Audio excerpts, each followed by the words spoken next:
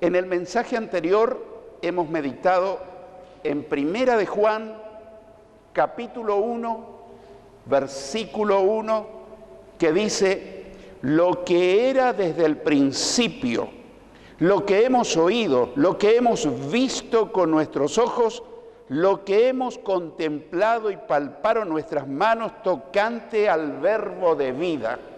Esto ya lo hemos estudiado, pero lo pusimos como un versículo introductorio al tema que vamos a desarrollar hoy. Hoy vamos a continuar con el versículo 2, o sea, el siguiente.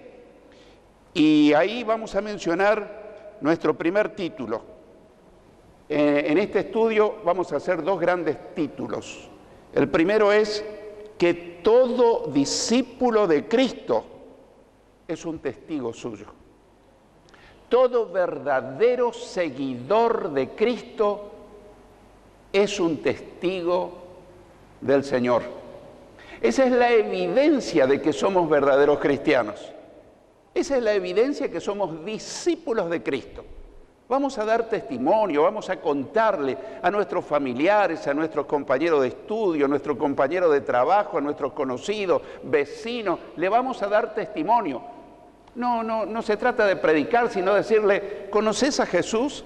¿Sabes que Él está vivo y que Él vive dentro mío? Hizo esto, hizo lo otro. Y tal vez eso nos demande 2 o 3 minutitos, pero causa un efecto poderoso. Leamos lo que dice en Primera de Juan, capítulo 1 y versículo 2. Porque la vida fue manifestada y la hemos visto y testificamos y os anunciamos la vida eterna, la cual estaba con el Padre y se nos manifestó. Yo quiero que observe que hay dos verbos que dice testificamos, damos testimonio, y os anunciamos en cualquier momento, en cualquier ocasión, mientras esperamos que nos paguen la jubilación, mientras estamos haciendo cola en el correo, en el banco, en la calle, en el mercado, en cualquier lugar, testificamos, anunciamos a Jesús. No se trata de hablar de una religión, sino de aquel que dio su vida para salvarnos, para llevarnos al cielo un día. Vale la pena ser testigos de Cristo. Y el texto bíblico nos refleja eso. Indudablemente, cuando alguien tiene una experiencia personal con Cristo, no puede callar, sino que testifica y anuncia la vida eterna, que estaba con el Padre, dice el texto bíblico, y se manifestó a sus discípulos. Si vos querés saber si sos un cristiano genuino, pensá si das testimonio de Cristo, si hablas de Él, si no tenés vergüenza. Y si eso no sucede, tal vez seas un cristiano teórico, uno que creyó mentalmente. Sabés la historia, sabés lo que hizo, pero no tuviste una experiencia con Él. No tuviste algo que cautivó tu vida, que te revolucionó. Porque cuando algo te revoluciona y me revoluciona la vida, nosotros vamos corriendo y le contamos a todo el mundo: ¿sabés lo que conocí? ¿Sabés lo que me pasó? Así que esta es una de las evidencias de un cristiano verdadero. Damos testimonio. Y quiero llevarte a Lucas 24, versículos 45 al 48, donde leemos: entonces Jesús les abrió el entendimiento a sus discípulos para que comprendiesen las Escrituras, y les dijo: así está escrito y así fue necesario que el Cristo padeciese y resucitase de los muertos al tercer día. Y ahora atendé muy bien estos versículos. Y que se predicase en su nombre el arrepentimiento y el perdón de pecados en todas las naciones, comenzando desde Jerusalén, y vosotros sois testigos de estas cosas. Jesús está encomendando esa tarea a todo discípulo suyo. Si yo preguntara esta noche, entre todos los presentes, ¿quiénes son discípulos de Cristo? Yo, si estuviera en la banca, diría: yo, y levanto mis 2 manos. ¿Será que somos discípulos? Bueno, Jesús dice que las características de un discípulo suyo no es solamente creer, sino vivir el cristianismo, hacer de lo que aprendió sus vivencias cotidianas. Y dice, predicar el arrepentimiento y el perdón de pecados, cosa que hoy casi no se escucha. Hoy se habla de milagros, se habla de prosperidad, se habla de bienestar, se habla de un aquí y ahora. Pero realmente el Evangelio de la Biblia contiene estas dos demandas de Dios: arrepentimiento para recibir el perdón de nuestros pecados. Podemos ser bendecidos en muchas áreas, en la salud, en la economía, en la familia, en todo, pero si no recibimos el perdón de nuestros pecados, no tenemos salvación, no tenemos vida eterna. Y esto es básico. Evangelio quiere decir buenas noticias, que Jesús vino a buscar y a salvar lo que se había perdido, toda la raza humana. Así que es prioridad número uno que un discípulo hable de arrepentimiento y hable de perdón de pecados. Si no existen estas cosas, no estamos frente al verdadero Evangelio del Señor Jesucristo. En Hechos, capítulo 1 y versículo 8, un versículo muy conocido, Jesús dice: pero recibiréis poder cuando haya venido sobre vosotros el Espíritu Santo. ¿Y ahora qué dice? Y me seréis testigos en Jerusalén, en toda Judea, en Samaria y hasta lo último de la tierra. La finalidad del descenso del poder, de la unción del Espíritu Santo, es para ser testigos de Cristo. Me seréis testigos en Jerusalén, nosotros diríamos en el lugar donde vivo, en Resistencia. En toda Judea, diríamos en la provincia, el Chaco, en Samaria, otros lugares ya transculturales tal vez, y hasta lo último de la tierra. Ahí están las características de un verdadero discípulo. Y en Primera de Juan, el texto base que estamos teniendo para nuestro estudio, capítulo 1 y versículo 3, o sea, el versículo que le sigue, leemos: lo que hemos visto y oído, eso os anunciamos. Presta atención a lo que dice. Esto les anunciamos, les hablamos, les decimos, para que también vosotros tengáis comunión con nosotros, y nuestra comunión verdaderamente es con el Padre y con su Hijo Jesucristo. Ahí vemos varias cosas. La primera expresión del apóstol Juan es: lo que hemos visto y oído, eso os anunciamos. Le está anunciando. Es decir que debemos anunciar, debemos testificar, comentar, dar a conocer nuestra experiencia con Cristo. Pero si nunca tuviste una experiencia con Cristo, no sé si realmente vas a soportar cuando te vengan las grandes crisis, las pruebas de la vida, porque es lo mismo que un conductor de vehículo. Si alguien le pregunta: ¿vos crees en el combustible, en la nafta? Oh, sí, por supuesto. Pero yo te pregunto, si tu tanque no tiene combustible, ¿irías muy lejos? Seguramente que no. Podemos creer en Cristo. La gran mayoría en Latinoamérica cree en Cristo. Pero ¿lo tiene a Cristo viviendo espiritualmente en su corazón, en su mente, en su espíritu, en su alma? La evidencia de que Cristo vive es que no podemos callar. El otro día en una noche de oración decíamos que estamos dispuestos, cuando éramos novios, de presentarle a la chica y la chica presentarle a su prometido, a la tía, a la abuela, a todos los conocidos. ¡Qué hermosura! Te presento a mi novio, te presento a mi novio. Ahora, ¿por qué hace eso? Porque está enamorado, porque está enamorada. Si estamos enamorados de Jesucristo, si estamos impactados por Él, seguramente que vamos a comentar: probaste a Cristo, te veo decaído, te veo tu semblante así como derrotado. Probá de experimentarlo a Cristo en tu vida. Vas a pasar por 1000 tribulaciones, problemas, pruebas, pero a pesar de todo, vamos a salir adelante, porque el poderoso vive en nosotros. Porque el que está en nosotros es más poderoso que el que está en el mundo, que es el diablo. Por eso doy gloria a Dios si Cristo vive en tu corazón. Sos un vencedor, sos un campeón, sos una campeona. Ahora, quiero aclararte. Si solamente vos sabés la historia de Cristo, van a venir los problemas, porque no estamos exentos de problemas y pruebas. Pero frente a las pruebas, vamos a fracasar. ¿Por qué? Porque no vamos a contar con la presencia, la gracia, el poder, la unción de la presencia del Cristo viviente dentro nuestro. Eso marca la diferencia.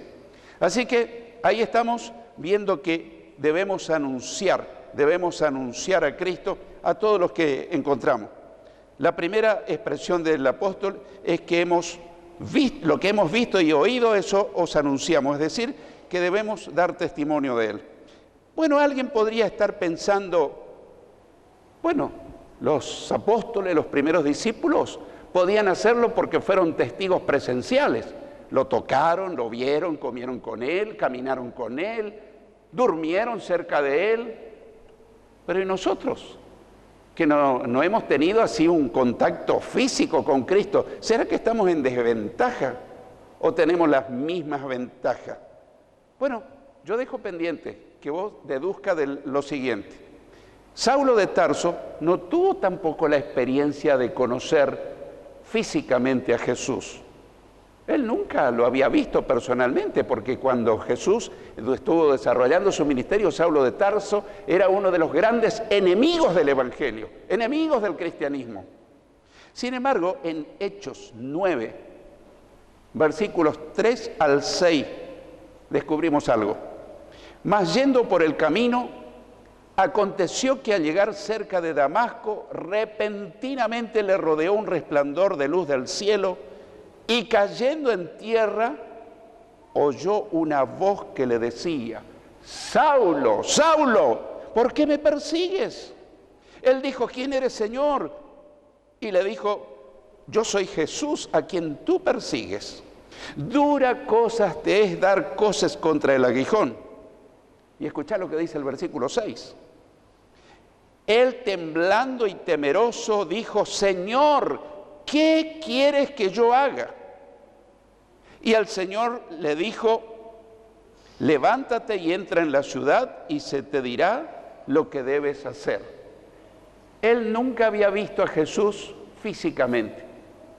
Y no sé si ahí lo vio, porque lo que vio fue un resplandor del cielo que no se lo podía mirar. Y tal vez él intentó verlo, pero quedó ciego por el resplandor, el impacto del Cristo resucitado. Entonces, yo quiero que prestes atención. Él, cuando tiene un encuentro con el Cristo glorioso, se olvida de todos sus problemas. Se olvida de sí mismo, de sus actividades, de sus intereses. Y escuchá lo que le pregunta: Señor, ¿qué quieres que yo haga? Esto me habla de un cristianismo activo y comprometido, no un cristianismo de oyente, de escuchar. No, ¿qué quieres que yo haga? Yo estoy dispuesto a hacer lo que me digas. Y Jesús le dice: entra en la ciudad y se te dirá lo que debes hacer. La pregunta es, nosotros también estamos dispuestos a decirle al Señor: ¿qué esperás que yo haga? ¿Tenés un objetivo? ¿Tenés una meta? ¿Tenés propósito para mi vida? Te puedo asegurar que hay un propósito para tu vida y que Dios tiene una tarea esperándote. La pregunta es: ¿ya empezaste tu tarea? Ah, pastor, pero yo no sé qué quiere el Señor que yo haga. Bueno, Dios te va a decir cuando haya disposición en tu corazón. A Saulo de Tarso, ahora se convierte en el apóstol Pablo, le dijo un discípulo, un tal Ananías. Dios usó a una persona para decirle para qué Dios lo estaba llamando. Ningún otro tuvo esa experiencia de Saulo. Ningún otro tuvo esa experiencia. Sin embargo, en Juan 16, versículos 12 y 13, Jesús dijo a sus discípulos y a nosotros ahora: aún tengo muchas cosas que deciros, pero ahora no la podéis sobrellevar, no la podéis entender. Él no le pudo decir todas las cosas a sus discípulos porque no estaban preparados. Pero cuando venga el Espíritu de verdad, Él os guiará a toda verdad, porque no hablará por su propia cuenta, sino que hablará todo lo que oyere y os hará saber las cosas que habrán de venir. Ahí está. Cristo se fue, pero vino su representante, el Espíritu Santo. ¿Quién es el vicario de Cristo en la tierra? El Espíritu Santo, sí. no es un hombre, no es una persona humana.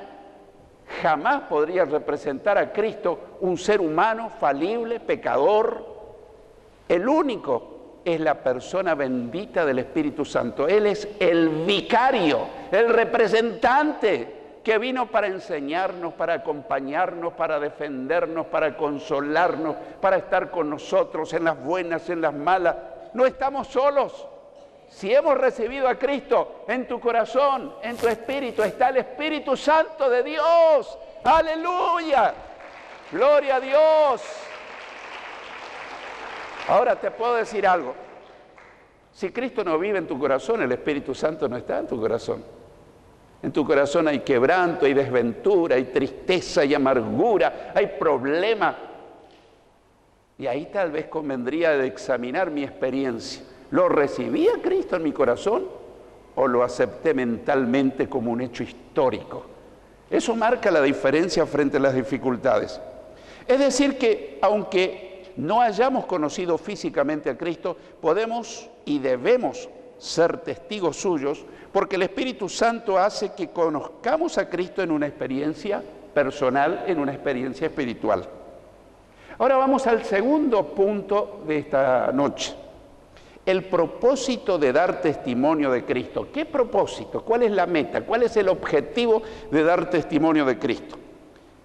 En la segunda parte de Primera de Juan, capítulo 1 y versículo 3, o sea, la segunda parte del versículo 3, dice, para que también vosotros tengáis comunión con nosotros. Comunión con nosotros.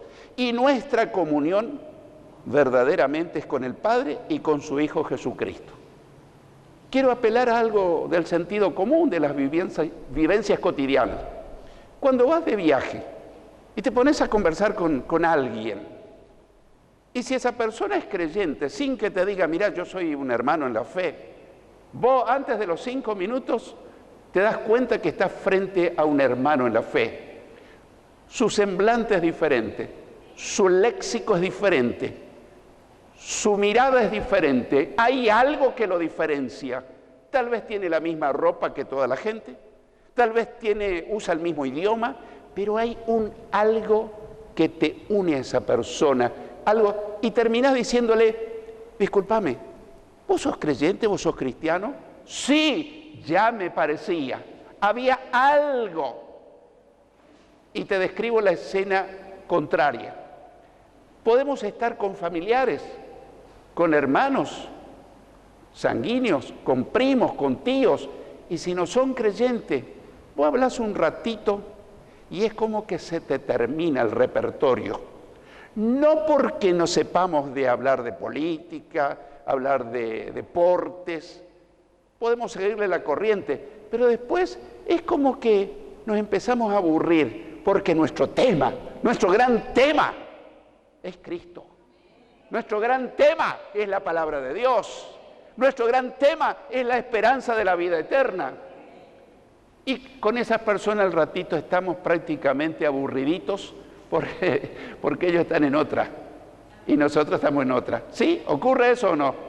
Pero por supuesto. Así que ahí estamos, dice el objetivo, para que también ustedes tengan comunión con nosotros. La comunión de uno con otro es la presencia de Cristo. Hay algo que nos une.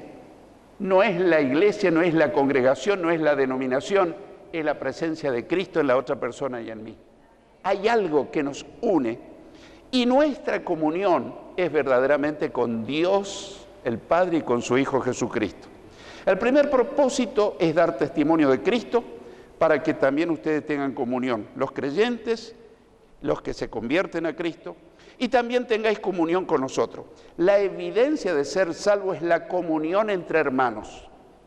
Si vos te aburrís con los hermanos, si vos no tenés relación, coinonía, mirá, discúlpame que yo te lo diga, no sé si Cristo vive en tu corazón, porque cuando Cristo vive hay coinonía, hay comunión, hay algo que no sabés qué es, y es un común denominador. Cristo vive en la otra persona, Cristo vive en mí, y eso nos une. El pueblo de Dios es un pueblo unido, no por religiosidad, no por denominaciones, es por la presencia de Cristo en nuestras vidas. Ahí está la diferencia, para que tengáis comunión con nosotros. Así que la evidencia de que somos salvos es que tenemos comunión los unos con los otros. No podemos estar sin asistir a la iglesia. Decimos, bueno, estuve enfermo, no pude ir, pero ya nos empezamos a sentir incómodos porque extrañamos. Quiero estar con el pueblo de Dios, quiero estar con mis hermanos, porque yo le animo, ellos me animan y regreso a mi casa victorioso, bendecido. Cantamos juntos, oramos juntos y somos bendecidos juntos. Gloria a Dios. Así que, si te aburrís en la iglesia, quiero darte una mala noticia. Pero no para condenarte, sino para que reflexiones. No sé si Cristo vive en tu corazón. Tal vez crees en Él mentalmente. Tal vez lo aceptaste emocionalmente. Pero cuando Cristo vive, hay comunión con los hermanos y también con Dios el Padre. El segundo propósito es nuestra comunión verdaderamente es con el Padre y con su Hijo Jesucristo. No hay ningún ídolo, no hay ningún otro mediador. Al único que adoramos es a Dios el Padre y adoramos a nuestro Señor Jesucristo, motivados por el Espíritu Santo. ¿Estamos yendo, hermano? ¿Se entiende? Cada que más estudio esta carta, más me fascina. Estoy entusiasmadísimo estudiando después de tantos años la carta. La evidencia de ser salvo es la comunión con Dios el Padre y con su Hijo Jesucristo. ¿Cómo está tu comunión con el Padre y con su Hijo Jesucristo? Yo quiero que tu respuesta sea para vos. En segundo lugar, ¿cómo está tu comunión con los hermanos? Pastor, me tocó un punto vulnerable. Yo ando bien con Dios, con Jesús, pero con mis hermanos no ando tan bien. Bueno, yo no puedo andar bien con Dios si no ando bien con mis hermanos. Es una contradicción, porque el pueblo de Dios, la iglesia, es el cuerpo de Cristo, es el cuerpo del Señor. En primera de Juan 1:4 leemos, estas cosas os escribimos, dice el apóstol Juan, para que vuestro gozo sea cumplido. Así que hay un ingrediente más en la carta, en el versículo 4. El que está en la onda del Señor, el que está en comunión con el Señor, empieza a experimentar un gozo que no lo conocía. Cuando nos conocíamos al Señor, tal vez invertíamos mucho dinero para divertirnos, decíamos. Pero volvíamos de la diversión y volvíamos tan deprimidos como cuando fuimos. Sé de qué te hablo. Fui rockero, músico de baile, rompía la noche tocando rock, twist, en la época de Elvis Presley, de Chubby Checker, de Rolling Stone, de Beatles. Y alguien me dijo una vez, te veo muy feliz. No te confundas, me estoy muriendo por dentro. Lo que te estoy mostrando es una fachada. No podía estar yo en un show mostrando una cara de limón. Tenía que fingir, pero volví a casa queriendo suicidarme. Me faltaba la dulzura en mi vida. Esa dulzura es Jesucristo, el Hijo de Dios. Y Él te da gozo, te da ganas de vivir.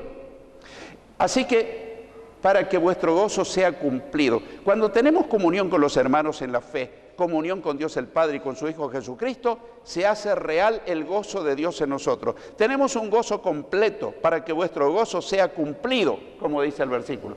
Cumplido, sea real. Y no un gozo a medias, sino un gozo completo. Coincidentemente, en el Evangelio de Juan, capítulo 15, versículo 11, después de exhortar Jesús a sus discípulos a obedecer a Dios, dice lo siguiente: estas cosas os he hablado para que mi gozo esté en vosotros y vuestro gozo sea cumplido. Notamos que el Señor era una persona gozosa. No piense que Jesús era un amargado. Nada que ver. Jesús era un hombre gozoso porque estaba en comunión constante con su Padre. Así que Jesús era gozoso y ofrecía este gozo a los obedientes, a los que le obedecían. Acá tenemos otra característica. Bueno, no todos los días podemos estar rebosantes de gozo. Hay días tristes, pero yo te estoy hablando de una tristeza y una amargura crónicas. Si todos los días del año y todos los años andamos deprimidos, tristes, amargados, derrotados, yo tengo una mala noticia. Jesús no está dentro tuyo. Porque si Jesús está viviendo dentro tuyo, a pesar de la circunstancia, vas a tener un gozo, no de la circunstancia, que viene del cielo. Es el gozo del Señor. Como ese coro dice, el gozo del Señor mi fortaleza es. El gozo del Señor mi fortaleza es. Bien, entonces ahí tenemos, para que vuestro gozo sea cumplido, para que mi gozo, el gozo personal de Él. Notamos además que ese gozo es pleno, vuestro gozo sea cumplido. Y quiero llevarte a otro pasaje de las Escrituras. Parte del fruto del Espíritu Santo, es decir, lo que produce el Espíritu en el creyente fiel, es el gozo. En Gálatas 5:22 dice, mas el fruto del Espíritu es amor. ¿Y el segundo ingrediente? Gozo, paz, paciencia, benignidad, bondad, fe, etcétera, etcétera. Notamos que está, yo entiendo, en un orden de prioridad. Lo primero que produce, o debería producir en nuestra vida, el Espíritu Santo es el amor. Pero ahí pegadito, junto con el amor, ¿qué dice que produce el Espíritu Santo? Gozo. Bueno, te tengo otra mala noticia. Si es que nunca experimentaste el gozo del Señor, yo debo ser honesto. No sé si Jesús vive en tu corazón. Porque yo he pasado momentos dramáticos de tristeza, de dolor, de pruebas. Pero en medio de todo eso, Jesús empezó a darme gozo. Porque cuando pasamos por momentos fáciles, libres, o que no tenemos grandes problemas, necesitamos el gozo. Pero cuando más necesitamos el gozo del Señor, es cuando pasamos por tribulaciones, ¿sí o no? Ese aire refrescante del cielo, que venga y dulcifique tu vida y que te dé fuerzas para seguir adelante a pesar de las circunstancias adversas. Bueno, te tengo buenas noticias. Ese gozo del Señor puede entrar en tu corazón esta noche. Esta noche, si decís, Señor, yo soy un triste crónico, yo soy un amargado crónico, yo soy un derrotado crónico, pero esta noche corto ese espíritu de perdedor. Y ahora yo voy a decir a Jesús, vení a vivir en mi corazón, entrá, dame tu gozo, Señor, dame tu paz, dame tu victoria. Yo tengo ganas de anotarme, a pesar de que lo tengo, yo tengo el gozo del Señor, tengo la paz del Señor, y no crea que estoy libre de inconvenientes y de problemas. Y estamos llegando casi al final. La conclusión para que el Espíritu Santo viva en nosotros es que necesitamos tener, como lo vine aseverando una y otra vez, tener viviendo al Señor en nuestro corazón. En Romanos 8:9, Pablo dice a los creyentes en Cristo, mas vosotros no vivís según la carne. ¿Qué quiere decir? Según la naturaleza vieja, caída, pecaminosa, sino según el Espíritu.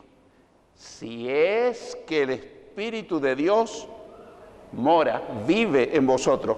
Y si alguno no tiene el Espíritu de Cristo, no es de Él, no es de Él. Y a los que somos discípulos de Cristo, nos dice que debemos testificar y anunciar de Cristo al mundo entero para que tengamos una vida victoriosa y gozosa. Yo te desafío esta noche a tomar una decisión. Yo no sé cómo es tu vida, pero si en tu vida hay amargura crónica, si en tu vida hay tristeza crónica, si vos decís, pero pastor, si supiera lo que me pasó en la vida. Mirá, yo también he pasado momentos dramáticos, de luto, de duelo, de dolor, pero a pesar de eso, la dulzura, la gracia, el poder de Dios me sacó adelante. Y te está hablando uno que lo experimentó en carne propia. Yo no podía estar tocando de oídos esta noche. Te lo estoy diciendo porque lo he vivido en carne propia. Lo que yo te digo y lo que dice la Biblia es real. Él quiere entrar a tu vida y quiere revolucionarte, llenándote de gozo, de paz, de victoria, de esperanza, a pesar de todos tus problemas.